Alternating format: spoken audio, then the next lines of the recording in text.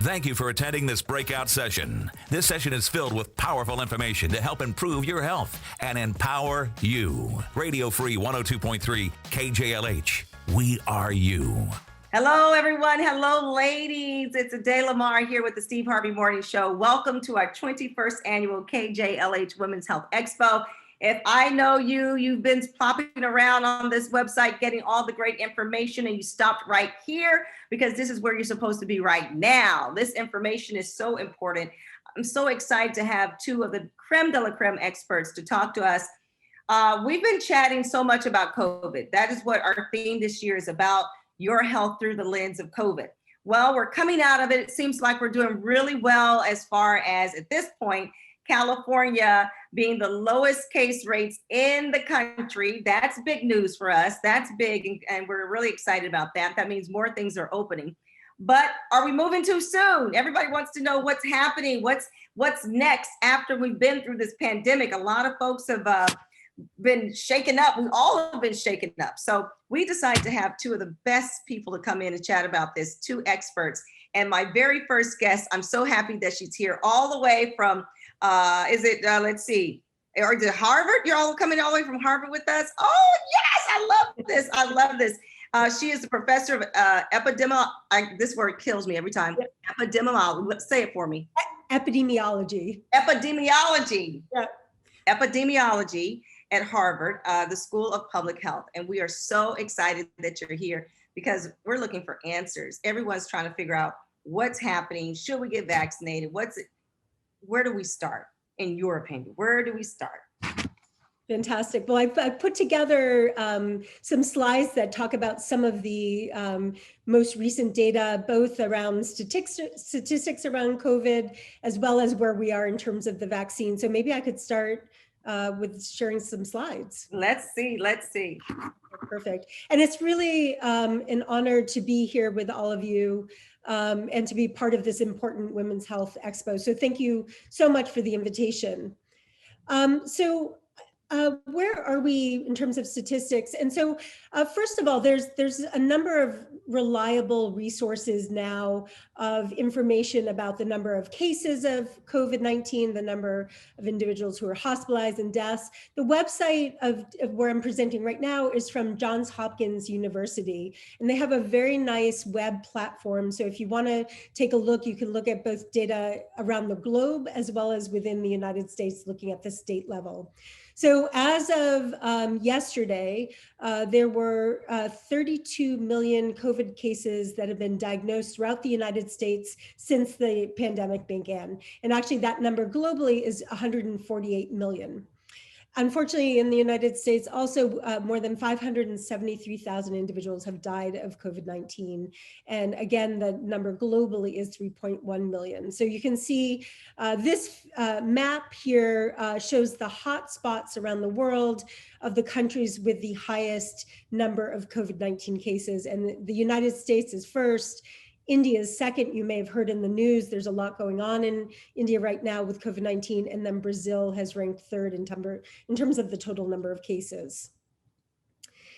These are also data from Johns Hopkins University, and I just took two snapshots of sort of what are the trends over time since the pandemic began, which we really sort of think about starting around March 2020 in the United States. So these are data from New York State.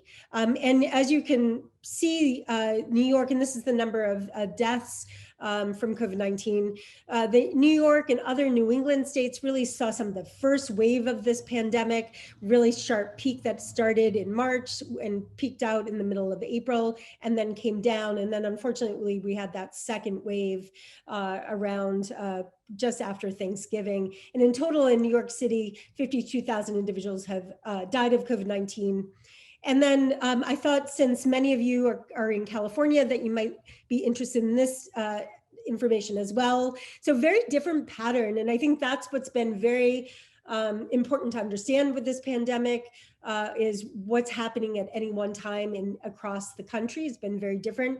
So not much happened in California until, again, after Thanksgiving. And then there was that very virulent variant of COVID-19 that hit California As you said, now deaths from COVID-19 are really decreasing, but in total, unfortunately, almost 60,000 individuals in California have died of COVID-19 as of April 6th. So I also just wanted to share some data, I think, that really gives you a sense of the public health burden of COVID-19 in the population. So right now, I think COVID-19 ranks about 5th or 6th in overall causes of mortality in the United States, just after cardiovascular disease and cancer. And as a result of so many people dying, US residents have actually lost a whole year of life expectancy, but that's actually really different in different subpopulation. So unfortunately, Blacks are experiencing 2.1 greater life years lost, and Latinos are experiencing 3.1 years life lost because of the pandemic. So this pandemic has really hurt in certain subgroups of the population really harder. Wow. And again, this is data looking instead at age, and this is again looking at COVID-19 mortality rates. And so what you can see here is that the mortality rates, if we think about 18 to 29-year-olds being sort of the comparison group, if you're in your 50s and 60s, your own risk of COVID-19 death is about 30 times higher. If you're in your 60s or early 70s, it's 90 times higher. And you can really see that age group of individuals 85 and older, much, much more likely to have died of COVID-19. So a lot of research, and I know Dr. Robinson's going to be talking about what are some of the reasons this pandemic has hit some populations much harder than others. So I think that'll be really interesting to hear Dr. Robinson's comments on that. So I was asked to talk about where we are in terms of COVID-19 vaccines, or vaccines against the virus that causes COVID-19, which is called the SARS-CoV-2 virus. Yes. And I wanted to present a timeline, because I think this is something that people have talked about, concerns about safety. Well, wow, they've moved the COVID-19 vaccine so quickly. Is it really safe? So I just wanted to give you a comparison to two other vaccines. One is for polio and one is for Ebola. Polio was actually the first epidemic in the United States for polio was actually in 1894. And it actually took 60 years before they were able to develop a vaccine. But that was really also because this was one of the first vaccines ever created. And so they were really learning about the process. Ebola, which really one of the first pandemics, hit in 1976. They sequenced the genome in 1993. It then took about 15 years to develop a vaccine. Here we are, with the pandemics really starting in parts of China back in 2019 at the end of the year. We were able to sequence the whole genome in 2 months. And that's compared to, 20 plus years for Ebola. So just to give you a sense, we're so far ahead scientifically. Then in addition, what the developers of these vaccines did was they, instead of sort of sequencing the gene, developing a vaccine, doing the trials, they actually did a lot of this work in parallel, which allowed them really to expedite the whole process. So I think I just wanted to say that it's so wonderful to see how science and scientists came together to make this happen. So around the globe, actually, there are 8 approved vaccines for full use. Of course, in the United States, we only have 3 approved vaccines. We have the vaccine that you might have heard from Pfizer or BioNTech. We have a vaccine from Moderna. That was the second one to come on with approval. And then the third approval was Johnson & Johnson. But around the globe, there's actually 8 vaccines that are approved for full use. And then there's 2 vaccines that are currently in pretty advanced stages of development. So they're in what we call the phase 3 randomized trial. And that's where they're testing in tens of thousands of individuals, and they randomly assign one group to get the vaccine, one group to not, and then they compare rates of COVID-19 incidence or symptomatic COVID-19 and see if there's differences or not.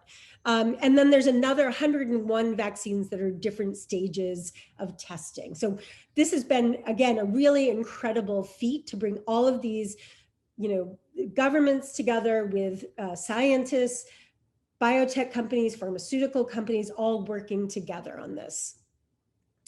So I wanted to also talk about just the two different types of vaccines that are now being used in the US. The first are what we call the RNA vaccines, or this is where actually the vaccines, and this is both Pfizer's vaccine and Moderna, what they've done, it's an incredibly clever technology.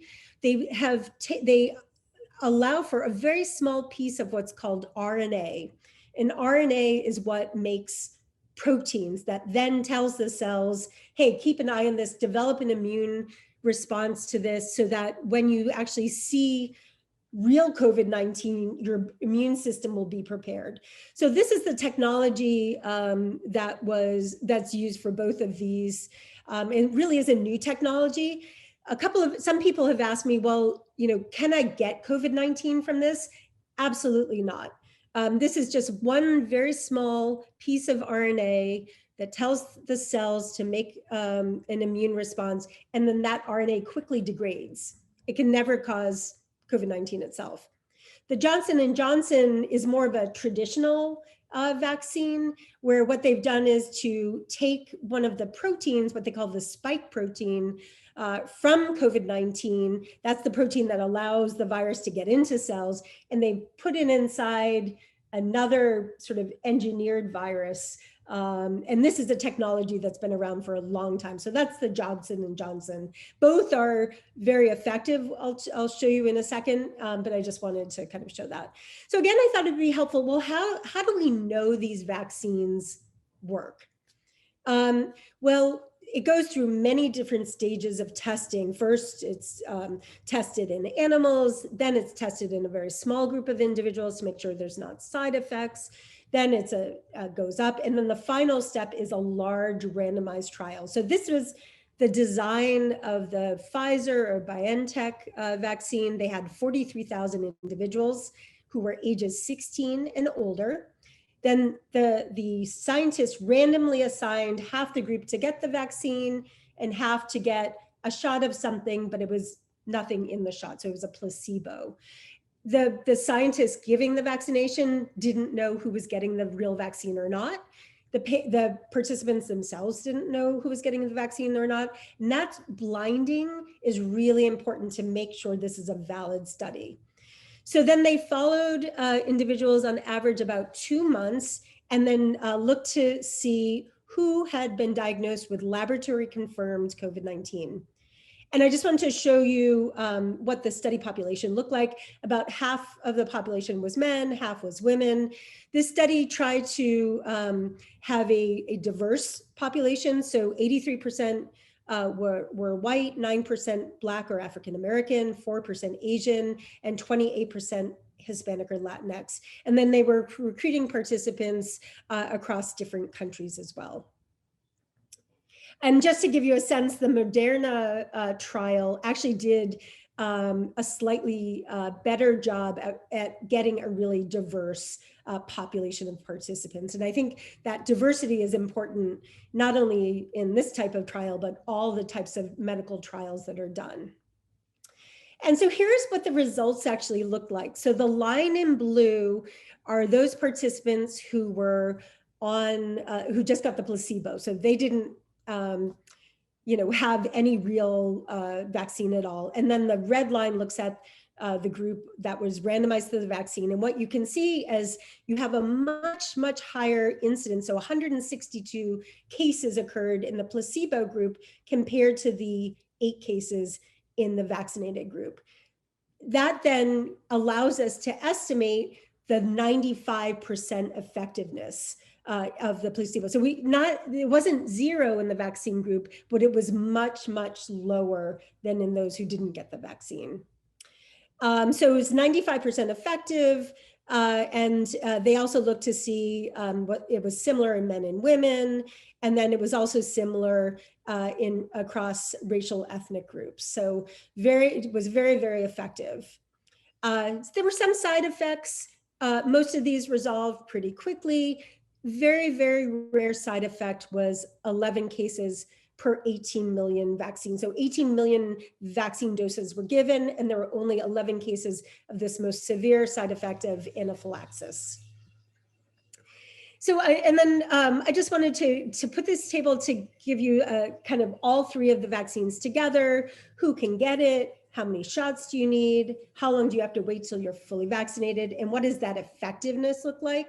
So Pfizer, we already talked about, it was included individuals 16 and older, so that's who can get the vaccine right now. Although they are completing a trial now of kids 12 to 15, I think that's going to be a really important study. So with positive trial results, they'll be able to say 12 to 15-year-olds can get this vaccine.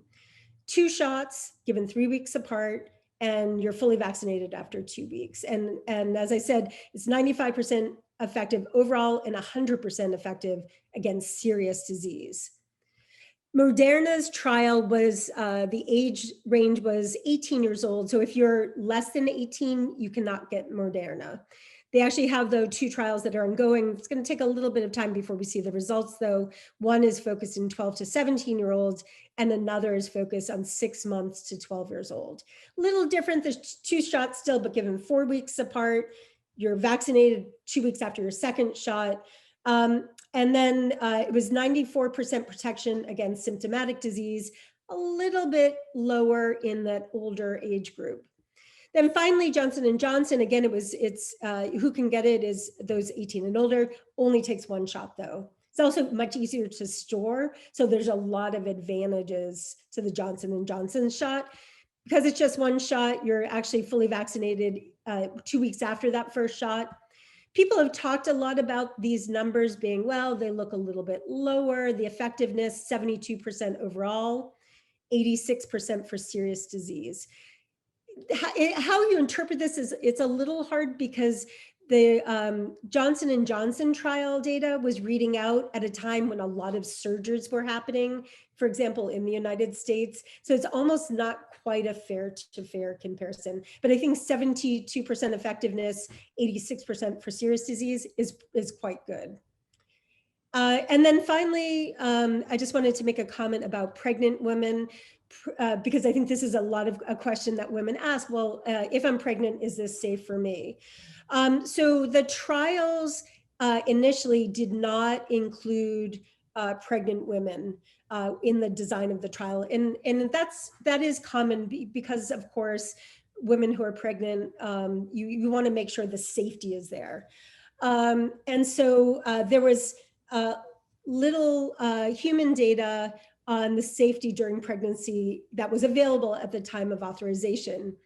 And then the reason this is so important, it looks like actually women who are pregnant and have COVID-19 are actually at increased risk of severe illness and death. So I think addressing this question is really important. Well, we have some new data actually that just came out in this month, looking at, it wasn't a randomized trial, it was they were just observing women in a system that was set up by the US Centers for Disease Control. Basically, it was a smartphone-based system for tracking how people were doing after the vaccination. And it published data specifically on women who were pregnant. And what was important to see was women who received a vaccine during pregnancy were no more likely to have complications with pregnancy. They were no more likely to have a preterm birth. And there didn't seem to be any impact on death or even any sort of congenital malformation. So I think this is really, really good news. And I think it's going to be important to see what happens with the recommendations about vaccination for pregnant women. So thanks so much. I would love to talk with you more about this. And I have a slide, let's see. Oh, sorry, here, if you want to talk about I know some frequently asked questions, but I'd love to hear some thoughts from you. Well, I tell you what, Dr. Mucci, I love how you broke it down and where everyone can actually see the statistics, see what's happening, breaking it down for us to let us know, because everyone was concerned once the vaccine came available. Yeah. Everybody was happy at one point, but then they were so concerned because we've heard how long it does take to get a vaccine. And when you tell us and explain to us where we were already in the process, it makes a lot of sense. So a lot of people can calm down their nerves on that. When we talk about the vaccines, I wasn't aware that there were 101 worldwide that we were working on. So much information. And then of course the two major ones that we've been dealing with, Pfizer and Moderna. Yeah. But then Johnson and Johnson was pulled. Everyone was, but we're now using it again. Why was it pulled? Could you explain that a little bit to us? Yeah, no, absolutely. And I actually, at the bottom of this slide here, talk about a little bit what happened. So what happened was, and this is why we have these monitoring systems. So like the CDC's smartphone app is to monitor across the population to make sure there's not side effects. So what happened was in February 27th of this year, there were reports of it turns out to be 6 cases. They were all in women between the ages of 18 and 48 of severe blood clots that occurred very soon after these women got the vaccine, so between 6 and 13 days. So what they did, which was what you should do in any new either drug or vaccination, is they halted giving additional people because they wanted to make sure there was not a bigger problem. They investigated it carefully and did not see that there was any bigger problem. So I think what's important is that it is a rare event, just like with the Moderna and Pfizer vaccine.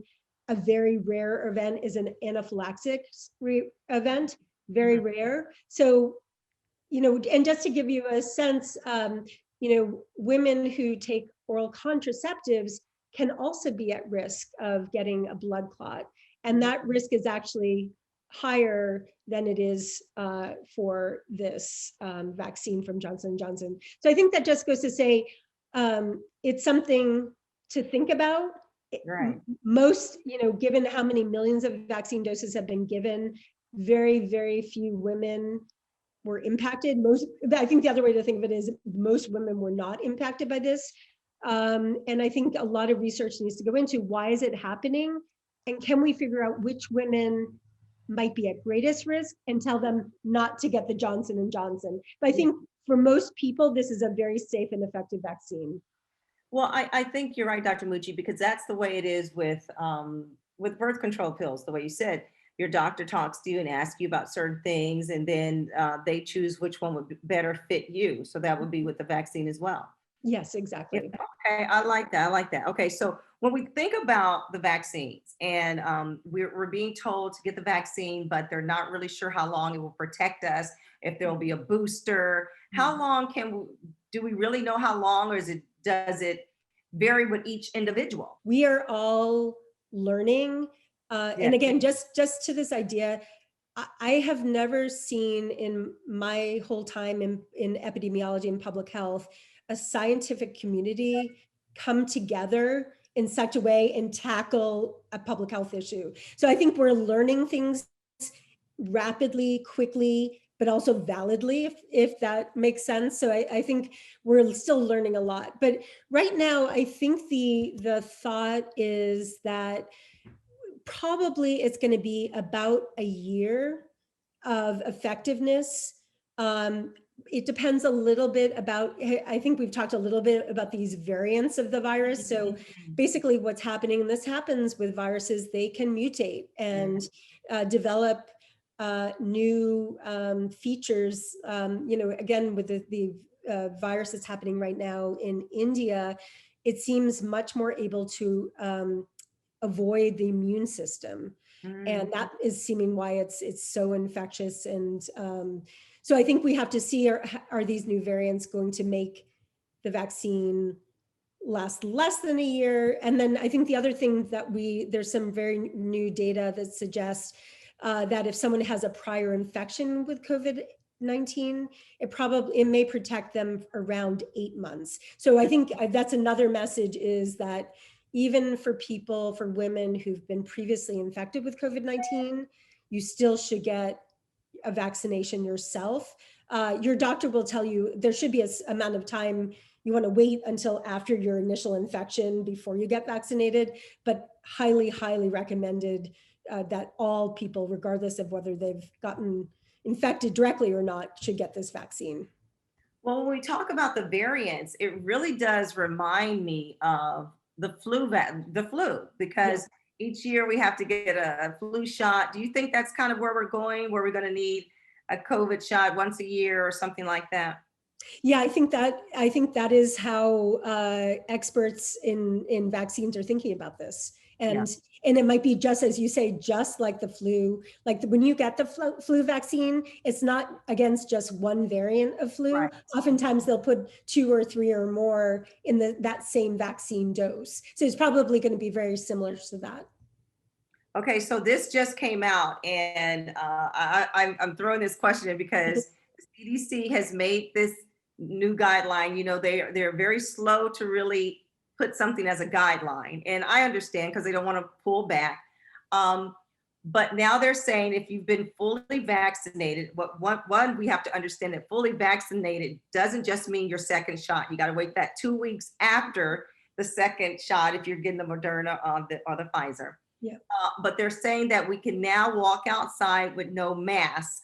Right. And they put it in the guidelines. Yeah. What do you think about that?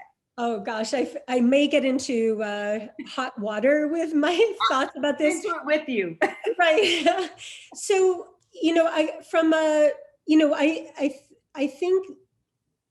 I think that recommendation brings hope, right? That things are going to return to normal. I think the challenge with that recommendation, from my perspective, though, is how do you know who's walking down the street who actually is vaccinated and who is not? And because actually, right, yeah. So I think it's going to be really challenging. And so myself personally, when I'm walking in nature, I'm not going to be wearing a mask. But when I'm walking down the street in my neighborhood, around shops, I'm still going to be wearing my mask, because I do think it's just hard to. So is that your thought as well? Exactly. Yeah. That's exactly what I thought. I did the story this morning, and I was telling people, I said, okay, this is what they're saying, but we got to think. Yeah. It's on the honor system. And I don't know, people are really not filling these masks enough for the, I don't think people that even, I don't think the honor system is the best way to go with this. And I think that they should think about this again, because just as we started out in the beginning and they were telling us we didn't need a mask, only the people that this needed a mask, I think we need to think about this and use a little common sense and just be careful, because we got to take some precautions. We just have to do it. We just have to do it. Yeah. And I think, masks now, I sort of think of it like bike helmets for kids. My son is a teenager. He never thinks not to wear his helmet. It's just what he does. And I think it's the same thing with masks now. We all sort of have gotten used to, we're going outside, let's put a mask on. So it's a very low thing for us to do that ultimately has really shown to be an important public health measure in this fight against COVID-19. Well, I think it's going to be one of our permanent accessories for quite some time. Yes, right. That's right.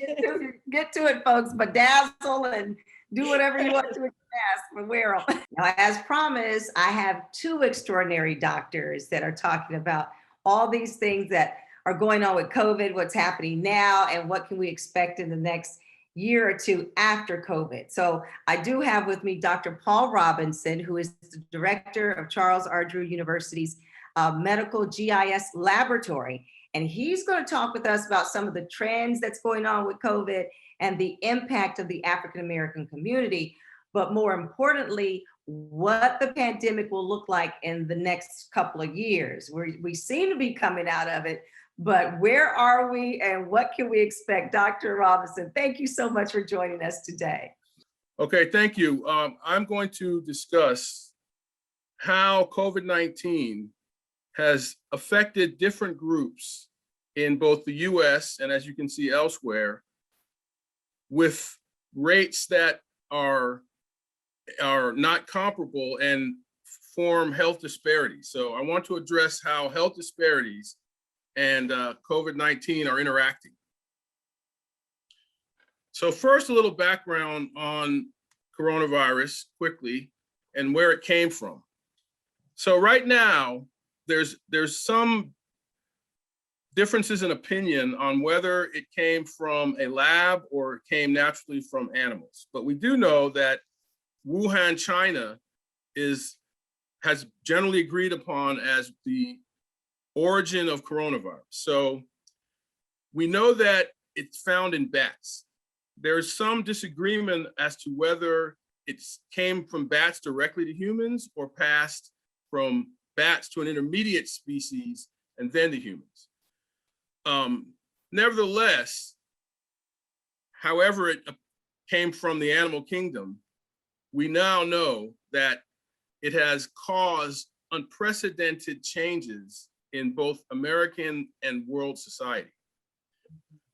Primarily because of the nature of it as a respiratory disease, it's caused people to have to stay apart from one another. Over time, it's become apparent that it was in the breath mainly and not necessarily on surfaces. Here in the US, because of the vaccine and also a lot of education and people realizing how not to transmit it, it's kind of on the decline. We have to understand that viruses are part of the natural environment. Viruses are in bacteria, they're in plants, and they're in animals. They were here before us and they'll be here after us. And they have a specific function in the natural environment. The function of a virus is to bring change. When a system is out of balance, often viruses bring change that then restore the equilibrium, the natural equilibrium of that system.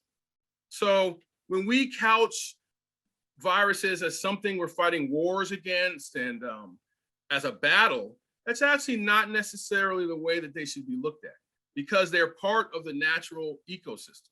And in some cases, if you fight a battle against a virus, you're fighting a losing battle. And it's better to understand it and adapt to it rather than to fight a battle. They're really not knowing what a virus is. Organic nanoparticle is a term that I use to determine it because they're so small that they classify as nanoparticles. But they have DNA and RNA in them. And whether a virus is alive or not is a question that biologists are currently debating and have been debating. And there's no answer. It depends on how you look at it. Definitely, though, it's natural and organic. But the issue that you need to know is that what a virus does is it transmits its genetic material into a biological system, and through that reproduces itself rather than whatever was naturally happening in that system. And so here's a picture that shows the coronavirus nanoparticle. And you hear a lot about the spike proteins. Well, that's those red spikes on top of the coronavirus. And what you would, from a biological perspective, the RNA and the DNA is here inside. This is how it attaches to your tissue. And basically, these spikes are drawn to a certain part of your cells known as ACE receptors, ACE receptors. And so that's the part of the body that it attaches to. And those are found in the lungs. If it gets into your lungs, then and reproduces, the reproduction of that viral material leads to a buildup of debris in your lungs, which also destroy a certain part of your lungs known as the cilia that are responsible for the transport of the material outside of your lungs and thus you get pneumonia. That's the complication that everyone tries to avoid that kills people, is the buildup of debris in your lungs because your cilia can't move that mucus out, and then people start to suffocate. And that's why, for example, currently in India, there's an oxygen shortage leading to the following symptoms. And there are also other symptoms, but these are the ones that lead people to present at the doctor and go to the hospital, particularly the shortness of breath. So health disparities were there before this pandemic. There are neighborhoods where blood pressure is higher for almost everyone, or on average. There are neighborhoods where heart disease rates are higher. And those things are linked to the environmental conditions that people live in. So if you live in a neighborhood that has very few grocery stores with fresh fruits and vegetables, but your doctor tells you to eat more fresh fruits and vegetables, there's automatically a burden and a disparity on your ability to follow those medical regimes. Yeah. Similarly, if you live in a neighborhood where hospitals are further away on average from your address than they are in other parts of a city, when a respiratory condition like COVID-19 hits, more people will die because you have urgent need to get to oxygen, to get to the ICU bed. For example, in some neighborhoods in Chicago or in other cities, way more African Americans have died from COVID-19, while the case rates haven't necessarily been as high, but the mortality rate is higher because people aren't able to access the medical resources that are needed to keep people alive. We don't know where this is going to end up. And you can see that while our rates are down and the vaccine is effective in helping Americans lower our caseload and lower our death rates, currently in India, which is got a quarter of the world's population, right, 1 billion people there, one of the major things that they're confronting is the lack of capacity. India has a very advanced society. They have a space program, they have advanced health, but they have a caste system. And so people that are wealthy represent a certain population that has access to the resources, where vast populations within that country do not have access to the resources. So you're seeing that play out now. So experts right now are very worried about what's happening in India, because as a virus, as I described to you the biology in the first section, as a virus is in a population, it will mutate. And the more cases, the more people that have it, the more chances there are for it to mutate. And this is kind of why people are on the fence over whether it's alive or not, because viruses mutate rather intelligently to get around the things that stop the transmission. So 300,000+ new cases in India every day are 300,000 new chances for the virus to mutate. Wow. And it can mutate in a way that will get around the current vaccines. So this is why, for example, starting tomorrow, Indians will not be able to travel to the US. As you know, only returning Americans, you have to get tested, because global epidemiological experts, men, working at the World Health Organization and elsewhere, are fully aware that what happens in India could go anywhere in the world. Okay, so here we are. Here is the Charles Drew GIS lab, where we've been tracking the COVID-19 situation in LA County from day one, and looking at things like ICU bed capacity. So when we had the problem recently in LA County, for example, part of it was because of this, where if you look at Los Angeles County, and if you look at it from the available ICU beds, the area in South LA has very few. So this is hospitals with their number of beds in that hospital, ICU beds. So if you live in West LA or even the Valley, there's a lot of beds. But here, and that's why MLK at one time, it's amazing that we are in such a good situation now, because all of us can remember 3 or 4 months ago where LA County was the epicenter in the entire nation. And part of it was because of this situation where in South LA, there's just not enough beds for the population.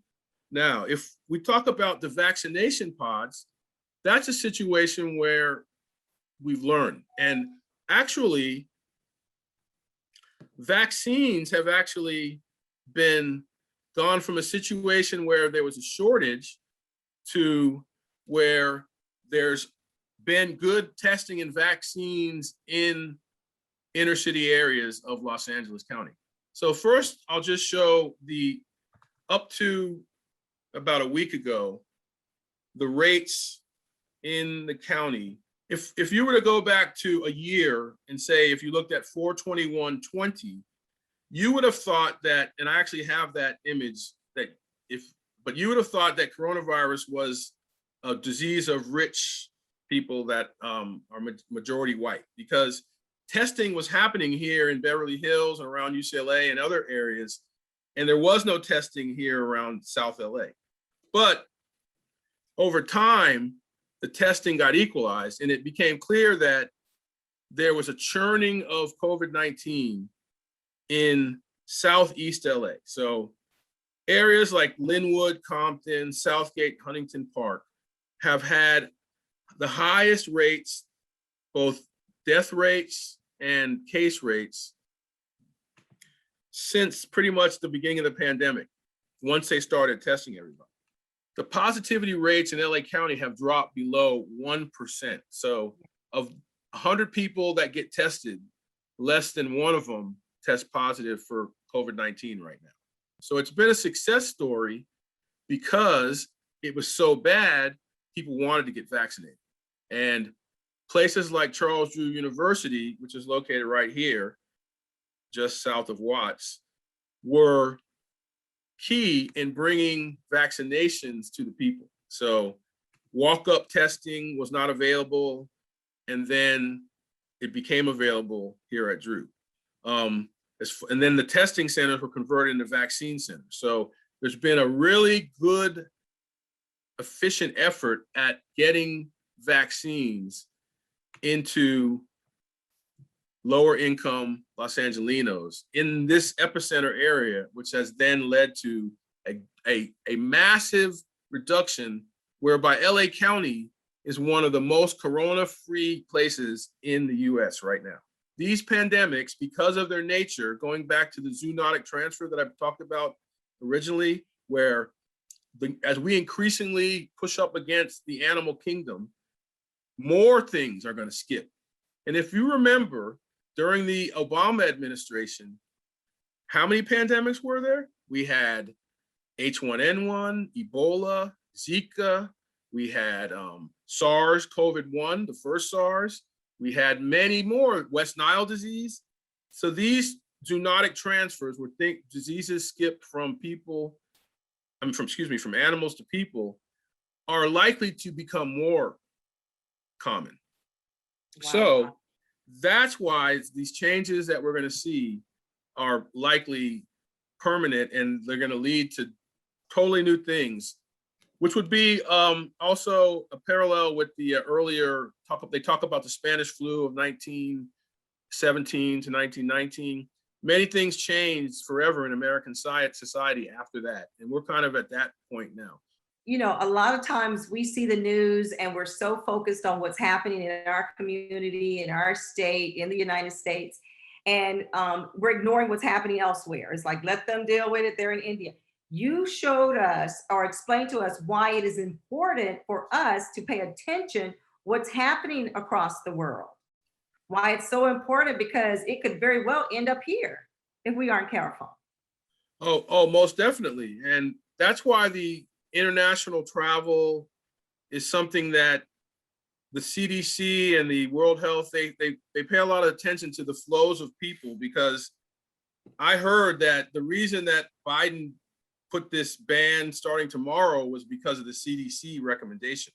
where the government wasn't necessarily paying as much attention or knowledgeable, but the new CDC administration was like, hey, if you really want to make sure that we really got, we know India's our friend and we have these technological interchanges where Indian techies come here and such and forth. We really have to do this because they are not in control of what's happening there. The strains are really out of control. And they have so many cases that there's many more mutations. So there's really need to be cognizant of what could come out of places like India or other places where Brazil as well, where its virus is really just going unchecked through the population. And that's why the herd immunity thing is not such a great idea. Well, it also tells us that we can't start beating our chest so proud right now, because look what happened there in India. They declared they had beat it for the world. And now they're facing one of the hardest attacks of it right now than ever. And that could very well be us. So when we see things like the CDC, they've had to back up on a few things that they said over this last year. Do you see this recommendation of us not wearing our mask if we've been vaccinated? Because we all know by now, if you've been watching, ladies, any of this stuff on the Expo is that you can still catch the virus even though you've been vaccinated. But they're now saying that we can take off our mask if we're outside. Is that a good idea, or is that could be something that could lead us back to the situation like India has?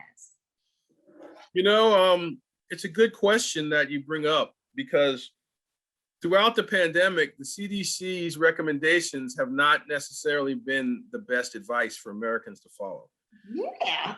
And I just heard this morning on the radio, there's a new book out that details the CDC's massive failures. But we all recall from February into March, and I believe to about mid-April, our CDC, our Surgeon General, our NIH, so Fauci, Redfield, and the Surgeon General, Adams, all told us not to wear masks. Yeah, we didn't need to save them for the doctors and nurses, and that it was like the flu and all you needed was 6 feet. A study just came out, 6 feet is no different than 60 feet indoors for coronavirus. It was crap, basically, based upon the flu. They didn't know, so they used the flu as a model. This does not pass like the flu. To this day, the disinfectants of surfaces is for the sale of hand sanitizer. It's not saving you anything. The hand wash, it does stop the flu though. That's why it's good that we're all washing our hands now, because the flu is actually non-existent right now. Yeah, we haven't heard anything about the flu. There is the cases of the flu have dropped dramatically because we're all doing it, but it had nothing to do with coronavirus. No hand washing will save you from coronavirus. It's in the breath.